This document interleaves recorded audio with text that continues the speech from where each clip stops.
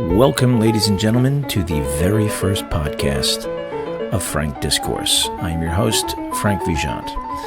I want to welcome you and want to start off by just going over what you could expect to hear on this podcast. And it's going to be a podcast about everything, mainly about the discourse with other people, having conversations with people, hopefully get some people who I disagree with and whom disagree with me.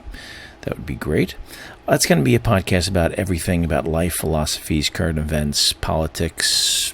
Going to try to throw in some humor in there, not take ourselves too seriously. And hopefully maybe get some music in there, since it's one of my biggest passions. Another thing you can expect to hear on this podcast is honesty and truth. I will do everything in my power to be as honest as possible. Well, I'm going to be honest all the time. I will do everything in my power to be accurate and factually correct. Now, I will be wrong sometimes, and if I find out that I am wrong about something, I will make a correction and let you know about the correction. I am also going to try to be as very accurate and precise with my language and the words that I choose to use, because words mean things and words are very important and they all have different meanings. So I want to start off this first podcast with a very, very important topic, which it's a topic that I believe is vitally important if we're going to move forward in our society and in our country. And it's a topic of two different points and aspects that many people miss or they conflate, and they don't understand the difference between the two. Back in the 1950s, late 50s and early 60s, there was a guy, William F. Buckley Jr., who was known as the modern-day American conservative founder, grandfather of the modern-day American conservative movement. And he was friendly with a man by the name of Robert Welch. Robert Welch was the co-founder of the John Birch Society. And then the John Birch Society started getting a little radical. They started getting very extreme. And they got so extreme that they called President Eisenhower a communist. And it was at that point where William F. Buckley Jr. basically put on the brakes and said, okay, no, guess what? You don't get to call yourselves conservative anymore. You've just crossed the line, and I'm drawing the line right now in the sand. We are conservative over here on this side. You are something else. You are something radical. You are something extreme, and we want no part of you. You do not get to call yourselves conservative. You're something else. And that was a very, very important thing that William F. Buckley did, was to draw that line. Now, I have been waiting for decades for liberals to do this with the left.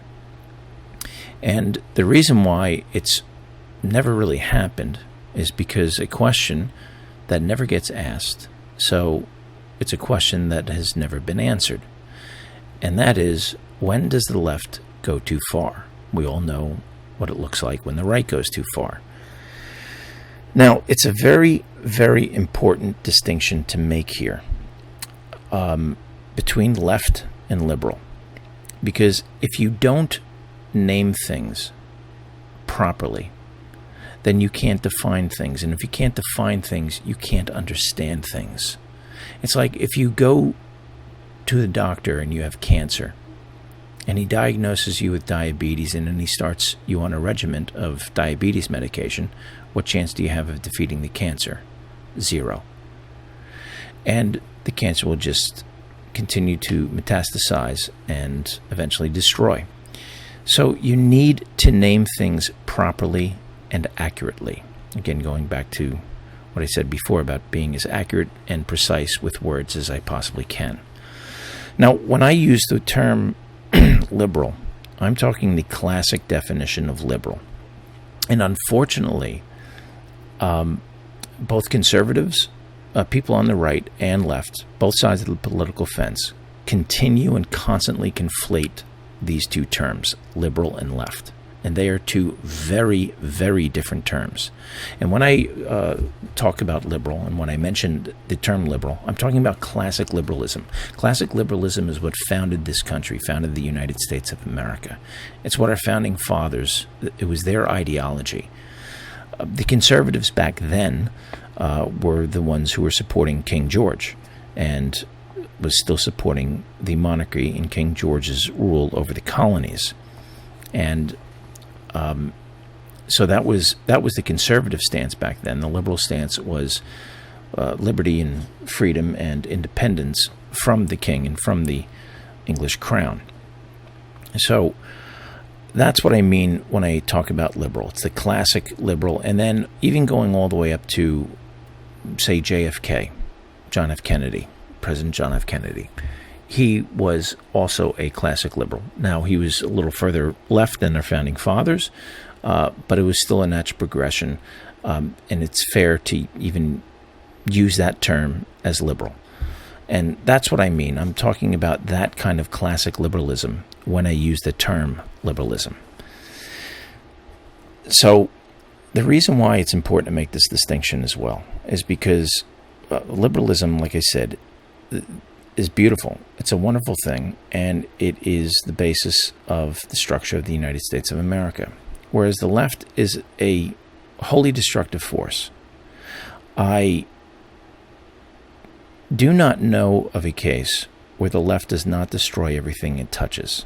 There may be a case, I am unaware of it. Every single thing the left touches, it destroys eventually. And if it doesn't destroy, then it's already damaged. And if it hasn't damaged it, it's diminished it. So the left has destroyed journalism, schools and colleges, the arts, sports, businesses, societies, economies, entire nations. Look at the Soviet Union, look at Cambodia, look at Cuba, look at North Korea. Liberalism builds and conservatism maintains. So what are some of these big differences between liberals and left? Well, one of them is free speech, the First Amendment. And the First Amendment, free speech, the right of free speech, is the foundational right which all other rights rest upon. It was the reason why back in the 1970s and late 70s, the ACLU supported the neo-Nazis marching in Skokie, Illinois.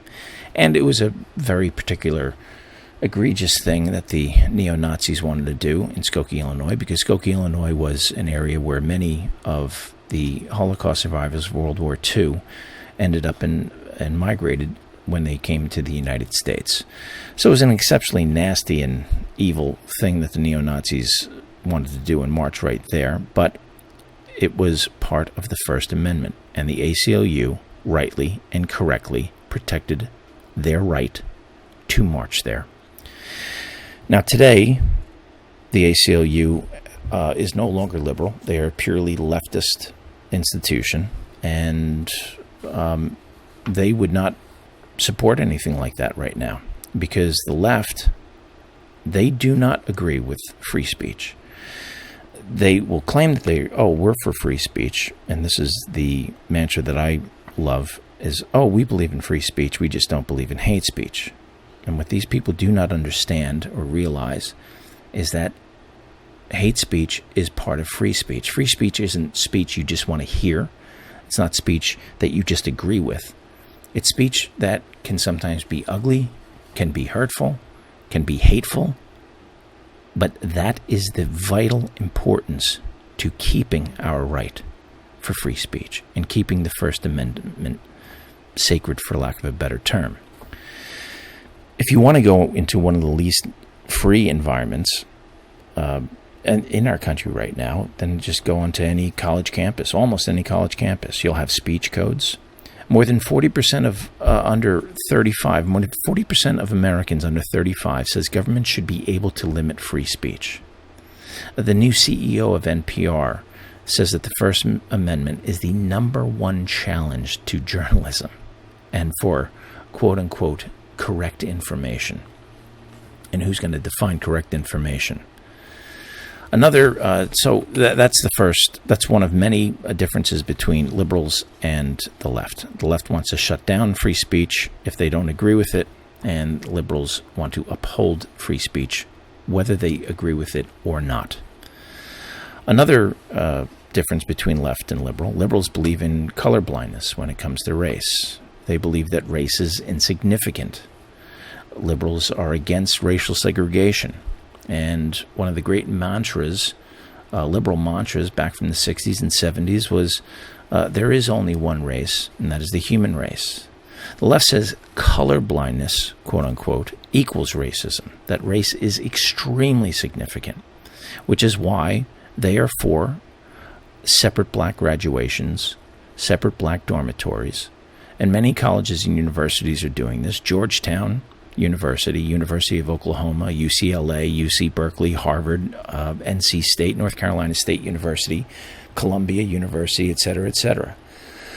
There's even speech codes in all these colleges, and within those speech codes, it'll state that statements like, oh, there's only one race, and that's the human race, they consider those quote-unquote racist comments. So again, liberals believe in colorblindness, in that race is insignificant. The left believes race is significant. Now, there's another group that also believed race was extremely significant, and that last group who believed that was a certain political party in Germany back in the 1930s and 40s. That's what the left has in common with those people back then. Another difference between liberal and left: liberals believe in free market and capitalism with limited regulation. They understand that with all its flaws, there is no other system that has lifted more people out of poverty than capitalism. Yes, they want more regulation than maybe even some modern-day American conservatives do, but they still believe that it's a good system, and it has mechanisms in it that create one of the fairest systems that has ever been created economically for all people.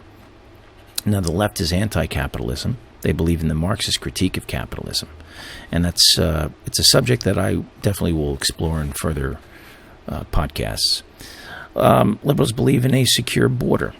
They believe in legal immigration. And the left believes in open borders. They deny that there's even a crisis going on at the border. They deny that over 10 million illegal immigrants have crossed the border during the last 4 years.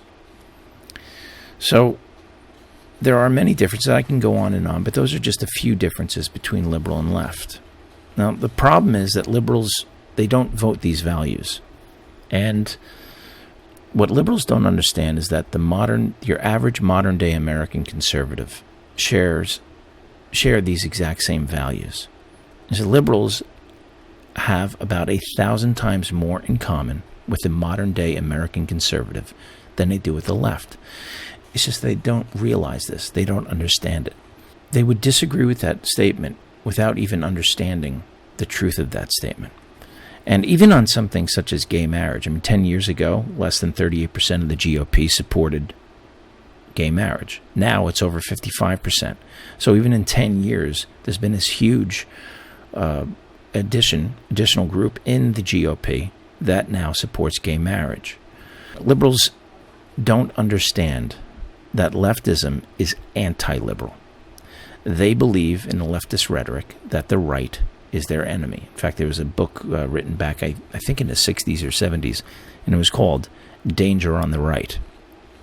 So why do liberals believe the left? Well, one of the reasons is the left uses much of the same language as liberalism, and they use it quite often in the guise of compassion. The left are master manipulators of language. They are absolute expert masters of it. They manipulate it better than conservatives could ever dream of doing. And it all started back in the early 1900s during the Russian Revolution, the Bolshevik Revolution. The word right there, Bolshevik. The Bolshevik in Russian means majority. Now, Vladimir Lenin and company, they were actually the minority party. But what do they call themselves? They call themselves Bolsheviks as the majority. And Menshevik in Russian means minority.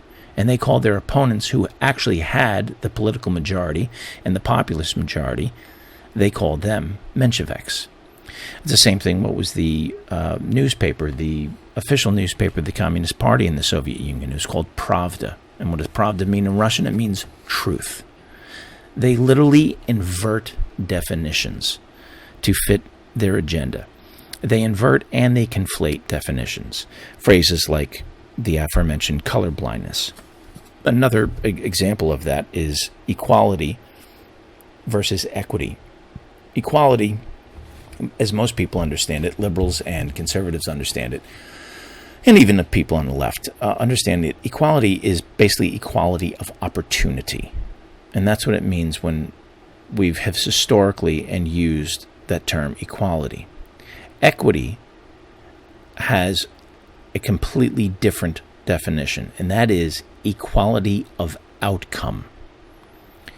And you will hear people in the Democratic Party, which is now a leftist party, it's no longer a liberal party, they are already using, and many of these people are liberals, okay, but they don't realize they've fallen for the leftist trick of conflating the two words, and they've quietly substituted the word equality for equity. Now they use the word equity, and people say, "Oh, well, they just mean equality."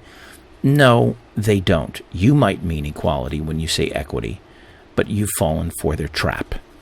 Equity is equality of outcome, and personally, I can't think of a more evil, insidious, and horrible ideology than equality of outcome. It's called communism, and it's failed everywhere it's been tried.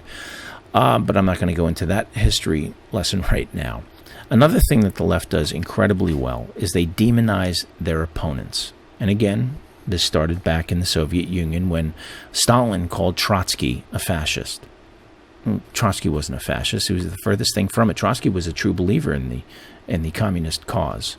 And what he saw Stalin doing to the Communist Party, to the communist movement, was against what he, from the beginning, and Vladimir Lenin stood for.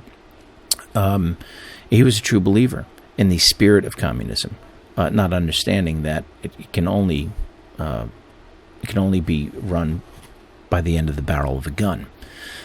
So he called Trotsky a fascist, and that's when the demonization started with the left. So if you're against affirmative action, and this is how they demonize your opponents, if you disagree with them, you were demonizing. So if you're against affirmative action, say, yeah, it means you're a racist. If you're against gay marriage, you're a homophobe. If you have any criticism against radical Islam, you're an Islamophobe. If you're against illegal immigration and want a secure border, well, that's you're a xenophobe or a racist. They demonize everything instead of debating. It couldn't possibly. They think that they are so moral and that they have all the moral positions. So therefore, anybody who disagrees with them has to be a horrible person. They couldn't possibly understand that that somebody could be against affirmative action because they believe it demeans black people and it only hurts black people. They can't imagine that somebody believing or being against gay marriage could maybe be against it because they don't want to muddle the definition between male and female and the distinction between male and female. Any criticism, they couldn't imagine that any criticism of radical Islam is because of the terrorist situation, the terrorist problem that Islamists and extreme fundamental Islamists believe in and carry out. Or they couldn't believe that anybody who wants a secure border and only wants legal immigration wants to do it because no country can withstand and long-term having 10 million people come across their borders within 4 years. And if that continues, the strain is going to put on the system that's at hand. They can't imagine that any of those reasons are genuine, real, or even moral because they disagree with it. Like I said, they demonize instead of debating. Now, this is a call to all true classic liberals to draw the line in the sand, as William F. Buckley Jr. did with Robert Welsh and the John Birchers. The left has gone too far. They are destroying the fabric of Western civilization, and they admit it. They're against Western civilization. I mean, there was even a chant way back in the 60s, hey, hey, ho, ho, Western civ has got to go. But liberals, for some reason, refuse to face this fact. And maybe there's a few reasons. It's scary to stand up to the left. It's dangerous. You could lose your friends. You could have rifts with family members. You could be excommunicated from your family. You could be shunned in social environments. I mean, you could even lose your job. And there are many college professors, liberal college professors, who have stood up to the left, and they have lost their jobs. People like Brett Weinstein and Heather Hine from Evergreen University in Oregon, Peter Boghossian, Portland State University, J. Angela Corlett, she was in San Diego State University, Sophie Nelson, she was at Christopher Newport University in Virginia. She mentioned the unnecessary topic, and there's no reason to bring up the fact of Superman's son coming out as bisexual. And she got fired for that. Now, this is Sophie Nelson, is a bisexual black woman, and she gets fired for talking about a fictitious character. This is the level of insanity that we've reached. The level of insanity of losing your job by critiquing a fictitious character. Now, again, I've been waiting for liberals to stand up and draw the line in the sand, and unfortunately, very few have. But some have, and they've just started in the last 7 to 10 years.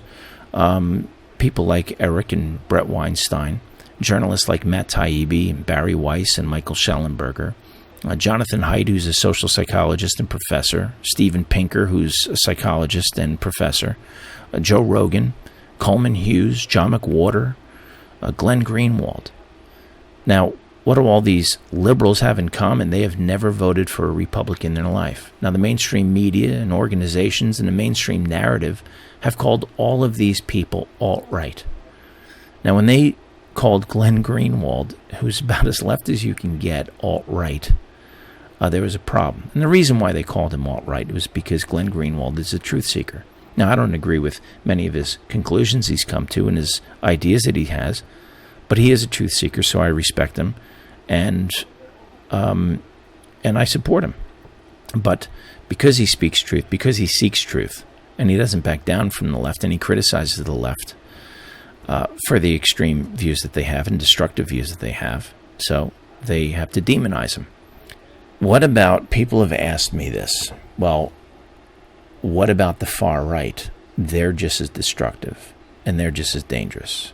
Now, I've heard this from many people, and it's an argument that makes people feel good about themselves because it makes them seem virtuous to themselves by being neutral. But it's a false argument, because here's why. If you're going to tell me that... Now, first of all, I want to agree.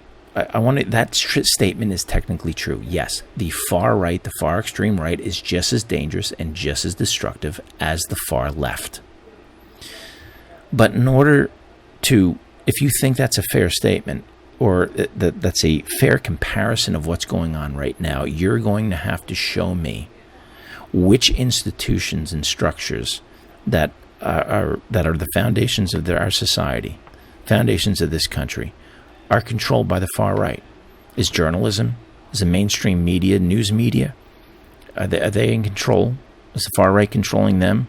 Education, colleges and universities, social media companies, Hollywood, TV, commercials, medical institutions, public health, like CDC and NIH, are the mental health associations, are they run by the right? Corporate America? I mean, corporate America, they're trying to out-virtue signal each other by out-woking one another. Companies like Nike, United Airlines, Bud Light, we all know that one, Disney, Unilever. The sports have been taken over by the left. The right doesn't control sports. Now, many athletes might be, right of center or conservative, but the people who are, I'm talking about the controlling bodies and the controlling entities of these organizations. NFL, NBL, NBA, None of these people are run. None of these organizations are run by conservatives or the right. They're all run by leftists. Even federal law agencies, CIA, FBI, NSA. What does the right control? They control none of these things. They have all been captured by the left. Now, when the far right starts taking over all these and starts capturing and controlling and corrupting all these institutions like the left has, well, I will be the first to march in protest of them. You have my word, and it's on record. So please don't use this false narrative. Well, yeah, the right's just as far right is just as dangerous as the far left. Yeah, that's true, but they're not in control of everything, and they're not causing the mass destruction of our society the way the far left is right now. So people have said, well, Frank, you consider yourself a conservative. Yes, a modern-day American conservative, which is basically a classic liberal. And then the question comes, well, then what exactly are you trying to conserve? And my answer is very simple. I'm trying to conserve liberalism. Thank you for listening, everyone, and I will see you in the next episode.